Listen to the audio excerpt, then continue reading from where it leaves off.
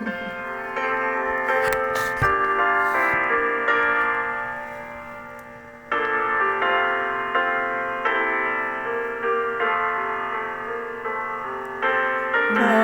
O Lord, I hear thy voice, and it told thy love to me. But I long to rise in the arms of Him, and be closer drawn to Thee. Draw me nearer, nearer, blessed Lord, to the cross where Thou wast died. Draw me nearer, nearer, nearer, blessed Lord, to Thy precious bleeding side. Consecrate me now to Thy service, Lord, by the power of grace divine. May let all look up with a steadfast hope, and it will be lost in time. Draw me nearer, nearer, blessed Lord, to the cross where Thou wast died. Draw me nearer, nearer, nearer, blessed Lord, to Thy precious leading side. On the pure daylight of a single hour, that before Thy throne I spend, when I kneel in prayer, and with Thee, my God, I commune as friend with friend. Draw me nearer, nearer, blessed Lord, to the cross where Thou wast died. Draw me nearer, nearer, nearer, blessed Lord, to Thy precious bleeding side. There are deeds of love that I cannot know till I cross the narrow sea. There are highs of joy that I may not reach till I rest in peace with Thee. Draw me nearer, nearer, blessed Lord, to the cross where Thou wast died.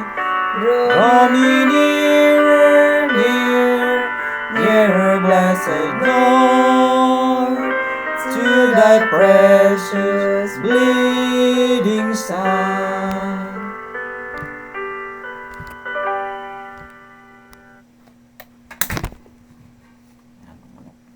Pray.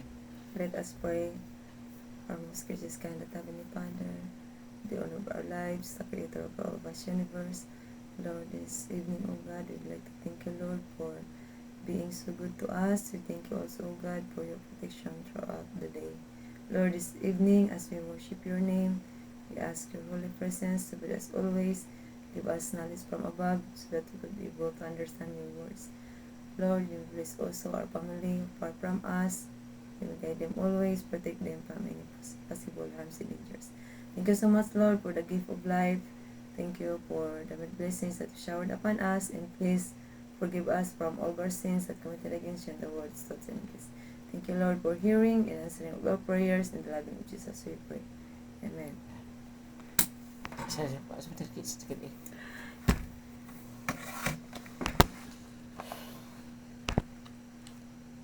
February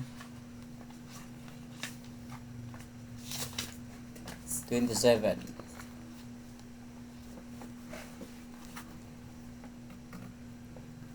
The nature of the cosmic conflict. Ang hulagway sa maong away. We have seen some passages that teach a cosmic conflict between God and Satan. But how is such a conflict even possible? How could anyone oppose the omnipotent God? Mo kini ang mga kasigaran nga pangutana. How is such a conflict even possible? How could anyone oppose the omnipotent God? If the cosmic conflict were over chair power, it would have been over before it started. It must be of a different kind. Indeed, Scripture reveals that the conflict is a dispute over God's character, a conflict over slanderous allegation raised by the devil against God, that among others things is not fully good and loving.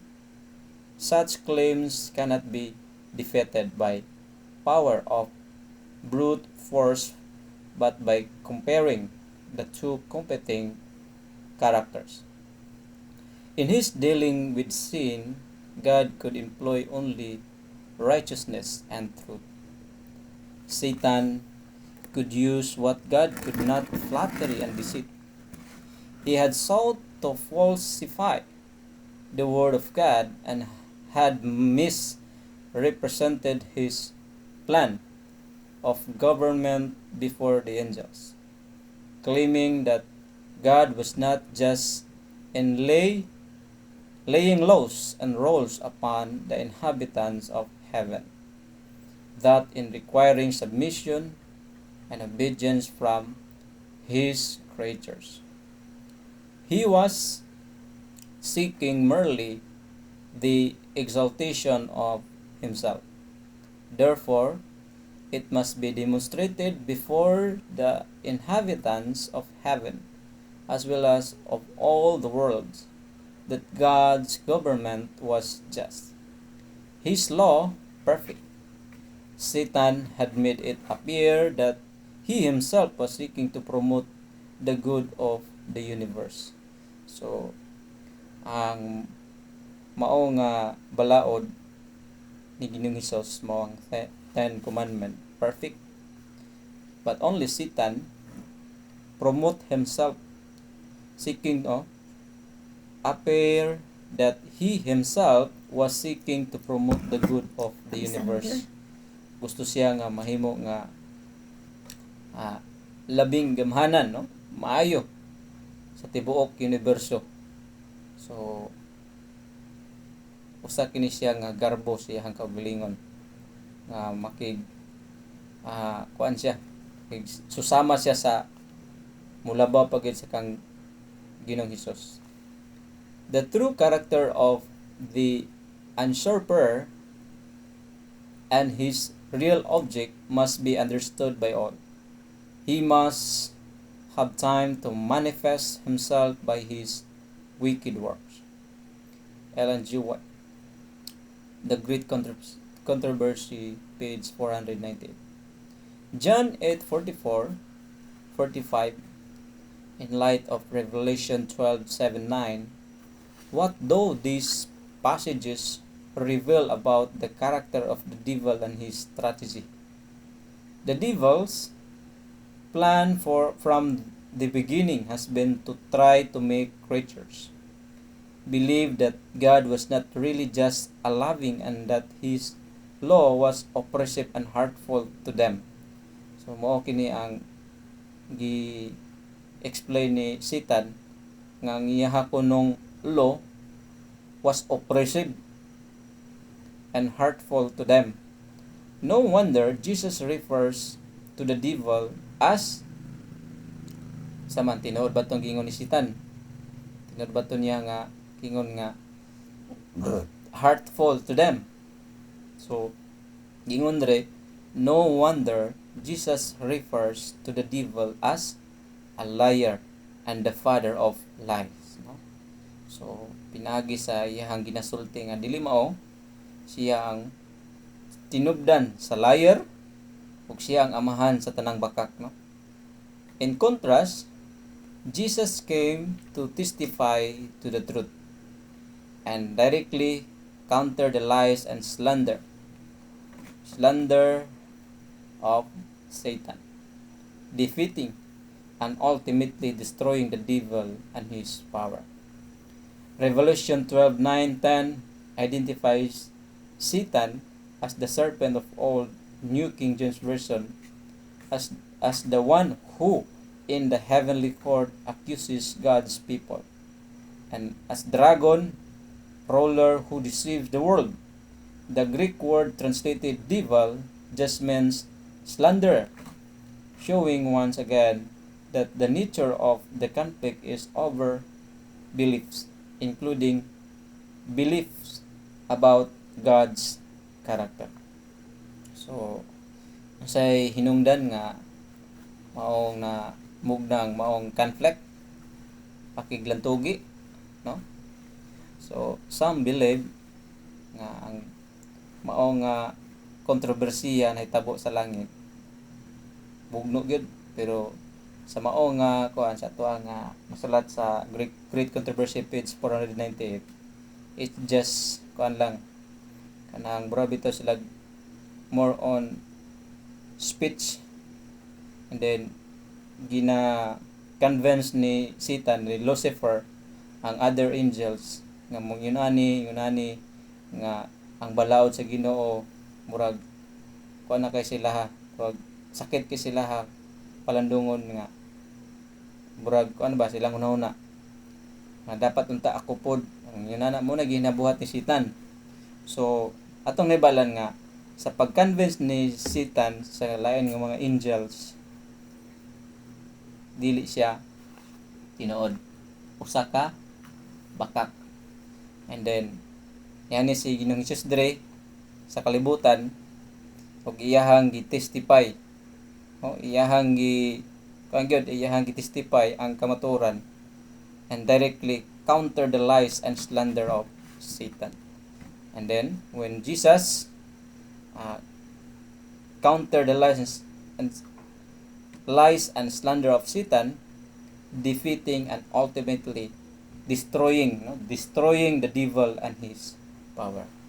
So atong nasabtan nga daog na nga to ang Ginoong Hesus, no?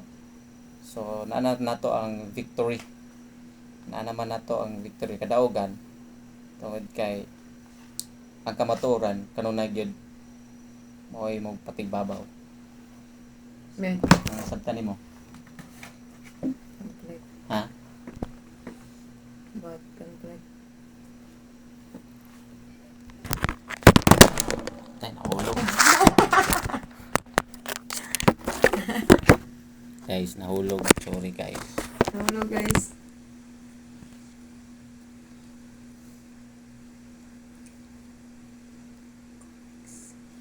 Tulungan na nato.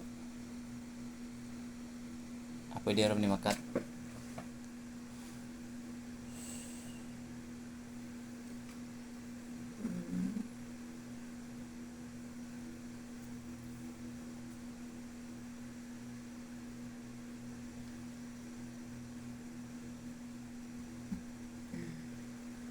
Second round to.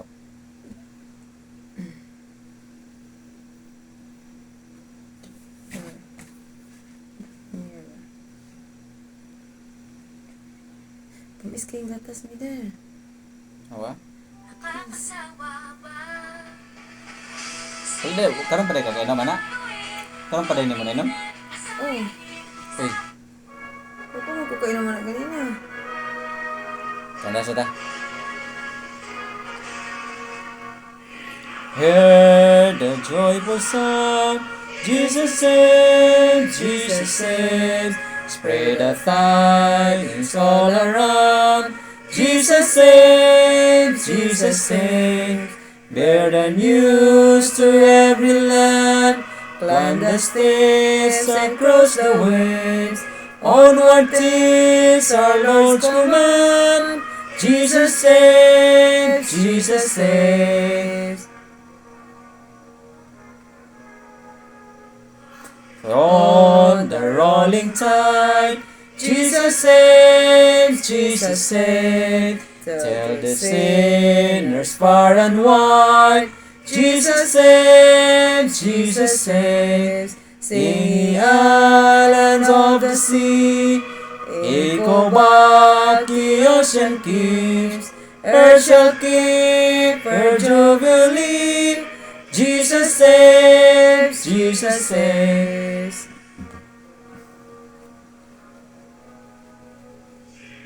The battle's right. Jesus saves, Jesus saves. By his death and endless life. Jesus saves, Jesus saves. Sing it softly through the gloom. When the heart for mercy creeps, sing in triumph on the tomb. Jesus saves, Jesus saves. Rita? Hindi na mahulog. Huwag na po na. Oo. Our dear, kind, loving Heavenly Father, the sustainer and the provider of our needs, we thank thee, O God, for the great day that you given to us, and also you always sustain us and bless us and give us more strength, and we are here again to study your word. Thank you so much, Lord, for the messages we heard this evening. We have a lot of trials and problems, oh Lord, but you always be with us. Because of you, oh God, we gain the victory in your sight, because you already defeat the enemy. Lord, this evening as we going to sleep, we asking your holy persons to be with us. Yes, Lord, and protect us with no harms and dangers. And also, Lord, we pray for our family way back home, together with our brother and sister far from us. You know, the Lord, where they are. You know, their Lord, what their needs, spiritual, financial, and emotional. Bless them, Lord, physically.